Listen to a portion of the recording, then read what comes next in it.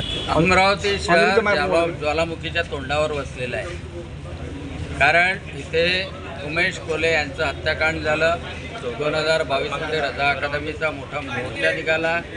त्यांनी नासधूस लोकांच्या घरामध्ये घुसले।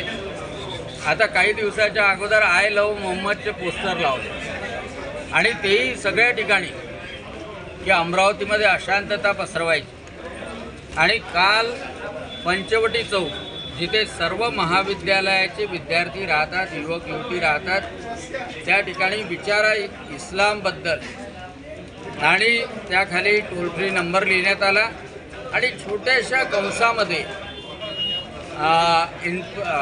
इस्लामिक इन्फॉर्मेशन सेंटर IIC, फक्त IIC एवढं लिहिण्यात आलं। पण हे कोणाच्या परवानगीने लावलं नाही, कोणाचं स्वतःचं नाव दिलं नाही, कोणी जबाबदारी घ्यायला तयार नाही।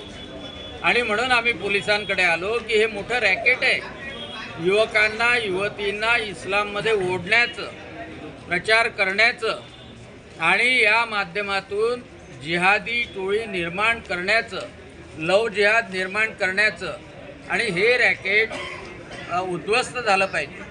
काल मी त्या टोल फ्री नंबरवर फोन लावल्यानंतर तो फोन चेन्नईला लागला, तो माझ्याशी बोलला, हैदराबादला लागला, हैदराबादवाला बोलला आणि त्याने सांगितलं की मला माहीत नाही की कोण आमचा मुख्य आहे, परंतु सगळ्या ठिकाणी सगळ्या अवैध धंद्याशी, राष्ट्रविघातक शक्तीशी जुडलेले आहे।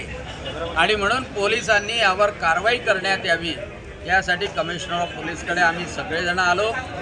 अनेक ठिकाणी MD, त्याचप्रमाणे गुटखा, त्याचप्रमाणे गायीची कत्तल अशा गोष्टीला सुद्धा याच रॅकेटमध्ये असल्यामुळे यावर कारवाई करण्यात यावी अशी आम्ही मागणी केली। फौजदारी कारवाई आणि त्या ठाणेदारावर सुद्धा कारवाई ज्यांनी दुर्लक्ष केलं त्याबद्दल।